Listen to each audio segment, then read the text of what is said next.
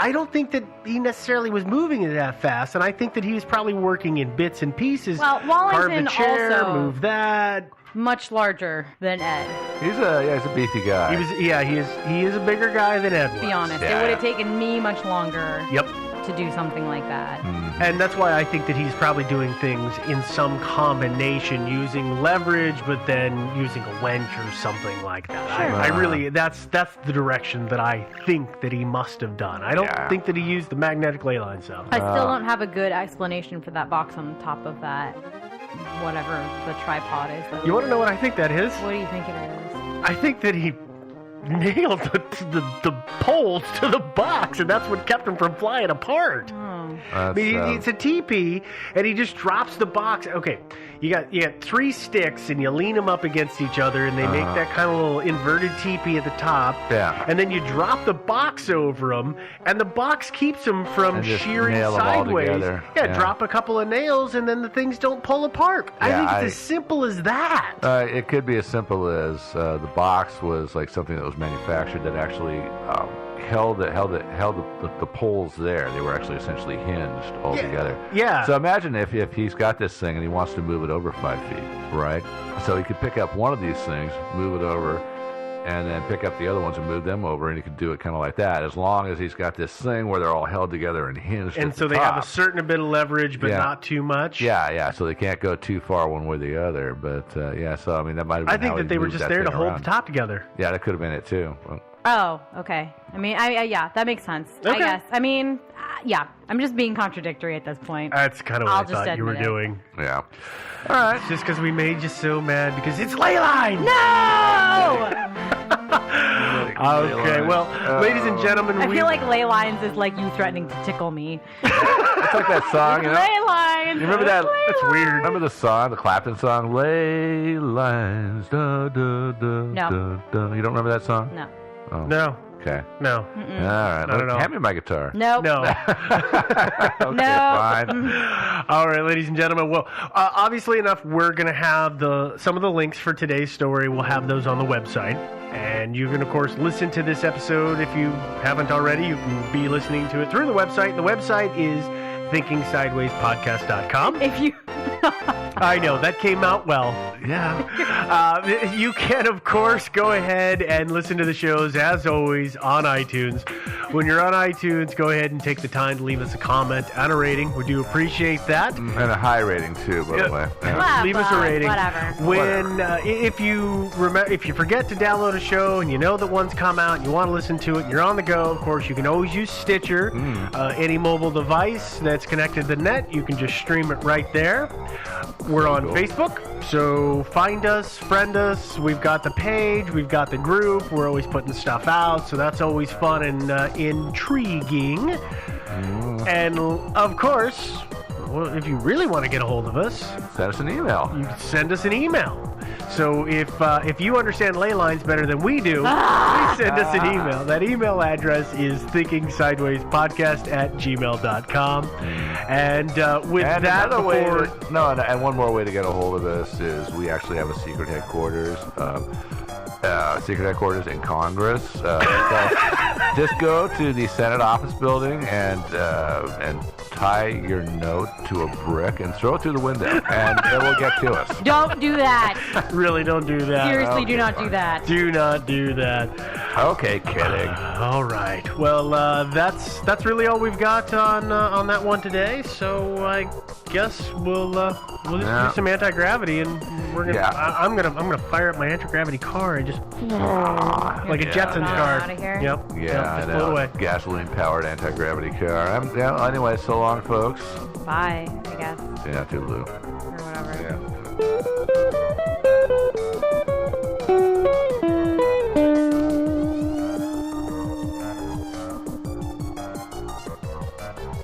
Thinking Sideways is not brought to you by the Manganese Transporters Association of America. Instead, it's supported by the generous contributions of people like you, our listeners, on Patreon. Visit patreon.com/Thinking Sideways to learn more. Thinking Sideways. I don't understand. Does not compute. You never know. Insufficient data to formulate a reply. What Stories of things we simply don't know the answer to. Hey there, and welcome again to another episode of Thinking Sideways. I am Steve, of course, as always, joined by Devin. And Joe. And once again, we have a mystery. Once again, we have a listener-suggested mystery. And it's an aeronautical mystery. It is. And yes, I know there's probably somebody out there going, oh God, Steve's doing another plane mystery. But hang with us because I actually sort of managed to find a story that combines my last two episodes. Yeah, plus aliens. Like I said, my last two episodes. Okay, fair enough. Yeah. So today's story was a listener suggestion, as I said. It was suggested by Mr. W. So thank you, sir. Thanks, Doug. And this week, what we're going to be talking about is Air Force pilot Captain Craig D. Button, who died when his A-10 Thunderbolt II, better known as a Warthog, crashed into the side of Gold Dust Peak in the Rocky Mountain Range in Colorado. Button had apparently gone completely off mission. He had no reason to be in that area. He kind of did. He sort of wandered off the reservation. Yeah, a little bit. Yeah. So before we get into the mystery, let's do a little bit of backstory here. Let's talk about Mr. Button. Why was he named Button? That was his last name. That was the name his parents gave him, which their parents probably gave before them. That's how this works, Joe. Oh, okay. Well, one of their parents gave them. One of them. Well, theoretically they were both married, so they would have. This is never mind. Let's just keep moving forward. How does this name thing work? Oh, Next week it's on going to be a Thinking Sideways. long night. Craig Button, at the time of his death, he was 32 years old. He had been flying planes since his late teens, and he was always described as a straight shooter. He didn't smoke. He almost never drank. He went to college at the New York Institute of Technology, and while he was there, he was in the Air Force ROTC program, which, for people who don't know, is the Reserve Officer Training Corps. And while he was there, when he graduated, he got a degree in aerospace engineering, which doesn't... Smart guy. That's Yeah. probably not easy to get. I don't imagine that is an easy degree, no. It's too bad he crashed his plane. Guy had a lot going for him. He really did. Hey, did we say what year this is? This is in 1997, Okay. is when this whole thing goes down. Sorry, I just realized I had no idea what time frame we were looking at. Well, that's because I was giving the backstory first, and then we were sorry. going to jump forward to the actual time. Okay. So we are not yet in 1997. We are instead in the early 90s when he was in college.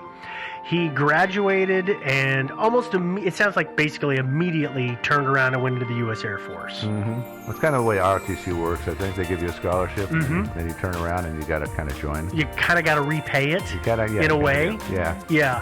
But, the thing is that he seemed to be totally happy in the Air Force.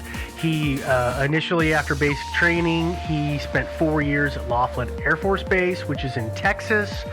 He was a flight instructor there, and then later, after that 4-year stint, he transferred to Davis-Monthan Air Force Base, which is in Arizona. He was going to go into the training program for flying the plane. We should talk about it. We should talk about it real quick. Because I don't know what...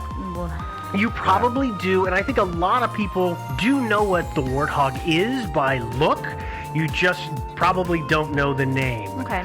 It's a very distinct looking plane. It's a single seater, so there's no co-pilot. It's just the pilot. It's got kind of a stubby nose in the front, and the kind of horizontal tail, the H-shaped tail, which means there's the horizontal fin and then a vertical on each side. Okay. But the most distinguishing feature is its engines, which are mounted on between the wing and the tail and above them, and they're mounted directly onto the fuselage. So it's got these big, huge turbines attached to the side of it. Yeah, and it's an ugly plane, but I think it's pretty in its own way. And the other thing about it too is it doesn't have like your typical jets.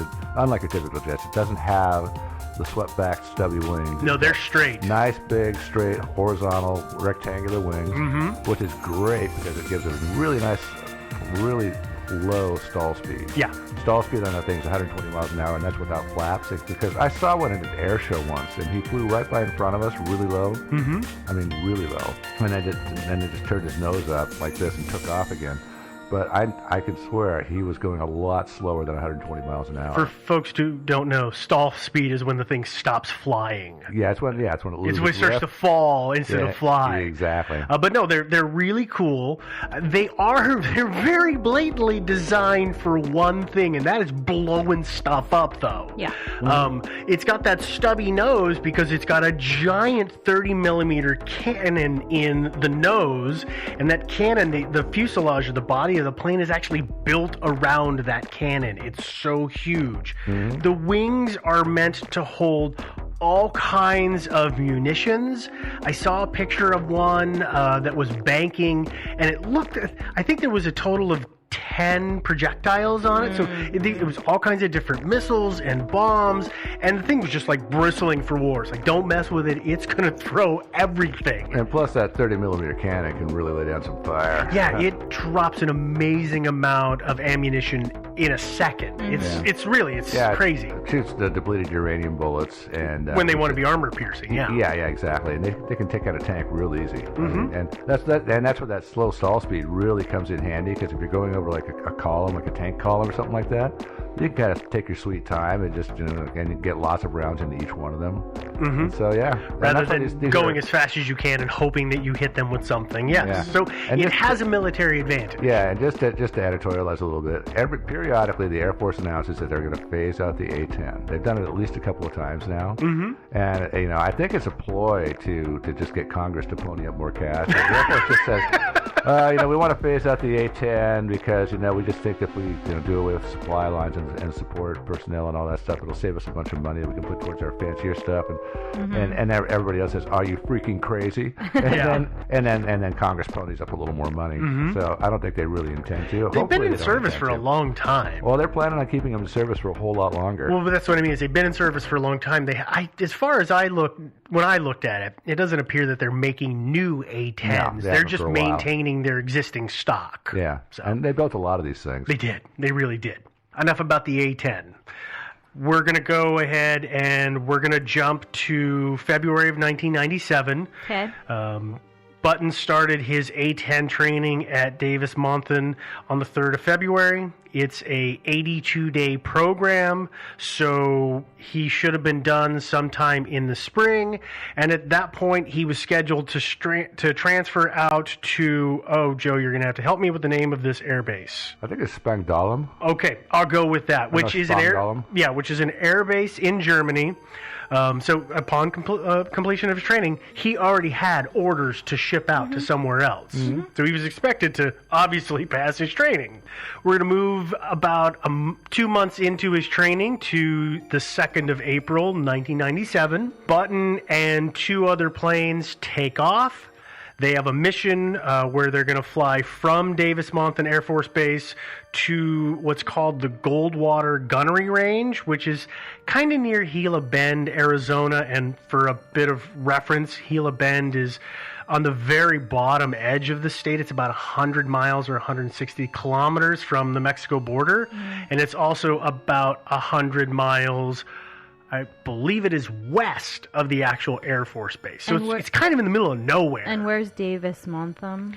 It's about 100 miles or so from Phoenix, Arizona. Okay. That's an off the top of my head. Sure, but it's in Arizona somewhere. Yes. Okay. Yes. Yeah. Yeah. Usually these bombing ranges are usually kind of out in the middle of nowhere. Yeah. That's why you want it. For good reason. Because you don't want a bunch of people around. So the U.S. Air Force, they don't typically make their practice runs a straight line. You want to get some time on the stick. So they were known for doing things like circling around the state and taking kind of a roundabout route to get to the gunnery range.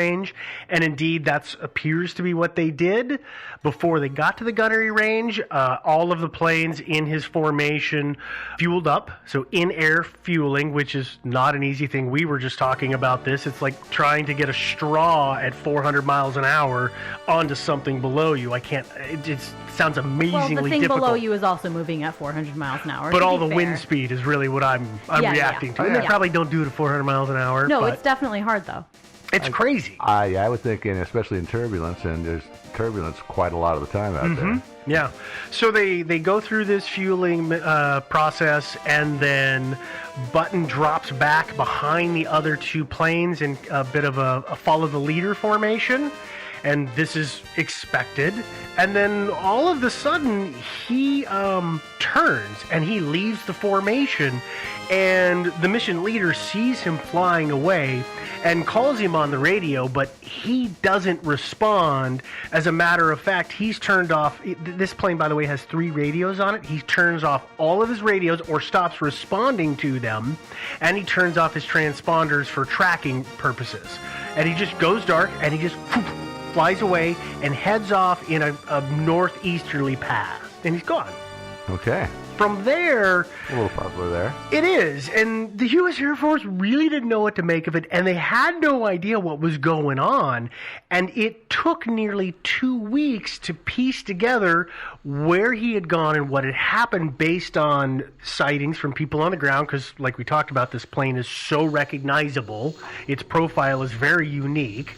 And then they started finding records in airfield's radar logs to say that they had spotted him, though nobody evidently got a hold of him. That's interesting, isn't it? Doesn't Yeah. that seem wrong? It seems a little weird that nobody contacted him or recorded, hey, I see this weird plane. What the hell's going on? Yeah, I mean, it's... If there's a plane, right, basically a bogey, that's not responding at all. And it's not, nobody's recorded a flight plan or anything like that. And like there's a report of it being like heavily laden with munitions. Are Well, I you don't know going to if be that like... would- Well, they wouldn't see that on They the wouldn't radar. report that, yeah. But you don't know, like somebody might call. I don't know. Anyway, Well, even if not. U.S. Air Force thought that he had gone down somewhere in the area of where he had broke formation. Okay, So that well, is one thing to keep in mind. Even if they didn't have reports of him having munitions or anything like that, it's still like a war vehicle that's not responding. That's just Very flying expensive vehicle, yes. through. But that also, any of the airspace that he was flying through was like, oh, we don't know why that's there, but okay, you're not responding, no problem. We won't send someone to figure out what's going on. You're definitely not going to do any kind of like terroristy, blowy uppy things. Well, now a lot of the airfields he was going past. You're talking about people that pick them up on the radar. Small Any of them, airfields. yeah. They're They're small airfields. There's not like he was going past Denver Denver International Airport and getting Sure. picked up. And, certainly Although the that is the Illuminati would have direction sent that he out- ends up going. Yeah. Yeah. So let's because they were able to piece all this together, we have an idea of his path. So after he breaks formation, he's spotted flying northeast past Lake Roosevelt, which is in Arizona, and that itself is about 100 miles or 160 kilometers northeast of Phoenix, and that's at about 12:30. And then he's seen passing near Telluride, Colorado around 1 o'clock that day. At 1:08 p.m., which is kind of a weirdly specific time, but he's spotted near Montrose, Colorado. And when did he take off? He took off just before noon, just several minutes before 12. So he made really good time. So in an hour and 8 minutes, they were able to putz around and then do a refueling thing, and he was able to take off. Half hour. Yeah. Well, by takeoff, I mean, when did he actually lift off from the ground? Air Force Base. I have not seen the time that his flight group left. Oh, okay. I didn't see that recorded, so I can't answer that. Okay. All I do know is I know that the time that he broke away. Okay. So I don't know exactly how long he was in the air. So he then, at that point, like I said, he goes from Montrose. From that point, before that point, I should say, he had been going in basically a straight line. He hadn't really been changing elevation, he's cruising. From here, his flying changes rather dramatically. He is seen flying in kind of a zigzag pattern, and he's changing altitude. I think it was anywhere from 16,000 feet to 4,000 feet. Not a great idea in the Rockies. No, not a great idea in the Rockies. You're right. So here's what his path is that after 1:08, he turns a few degrees more east, so now he's going even more easterly. About 5 minutes or ish later, he does basically 180-degree turn, and now he's heading south. And then about 5 minutes later, he turns again, and now he's heading northeast again for approximately another 5 or 10 minutes. And these are all approximates because it's based on, sightings and stuff like that. But around 1:40 in the afternoon, the residents of Aspen and the area around it, they reported hearing a really loud explosion, and they said they saw smoke coming from the New York Mountain area. Which is not far from Gold Dust. It's basically right next door. Yeah, but and how far is that from Aspen? Ballpark, I'm going to say that it's less than 50 miles. And that's a ballpark number off the top of my head. I didn't ever actually trace how far it was because I never got an exact point for where he hit. In other words, I never went to the satellite images and tried to find that. But I would ballpark about 50 miles, and I'm probably wrong. Well, what obviously, as you probably guessed by some of the things that we've said so far, what those people heard was Craig Button's A-10 flying into the side of Gold Dust Peak. Okay, so I was wrong. It's 3 times as far as I thought it was. But still pretty dang close. Yes, still very close. Crater scope. So probably too far to actually hear the sound of the plane crashing. No, I think that they could hear a bit of an explosion. It's muffled over distance. I mean, yeah, echoes and stuff like that. Or maybe something else blew up. I mean, things do blow up. They do. Especially in the winter. Yeah, so Button hits, he strikes the mountain at about 100 feet below its peak, or 30 meters below its peak. And by the way, the elevation of the peak of that mountain is around 13,200 feet, which is 4,000 meters. But by the way, was there cloud cover? Yes, there was some cloud cover and ducking through holes in the clouds coming in and out. So that's why people think, well, it's weird that he was so straight and then suddenly he was flying around the weather. It's very strange that he would be doing that all of a sudden. But I'm guessing if he's at a lower altitude, then it might become a problem at that point. Yeah. Okay, so, like I said, U.S. Air Force, it takes them a couple weeks to figure out what's going on. They then start combing the area, and they eventually find the crash site, and they're able to get people onto the mountain, which takes a little bit longer because the weather is really bad. April. It's April. Yep. There's snow. Yep. It's Colorado. When they get there, though, they discover several things. The first of which is that they find the wreckage of his plane, and they find his body, and they find the computer that is on board the plane, but what they don't find is the bombs. He dropped them. Because, by the way, I didn't mention this, but his training run was using live ammunition. And the Warthog was carrying 4 500-pound Mark 82 bombs. What are those? They're called the dumb bomb. They are not a guided missile.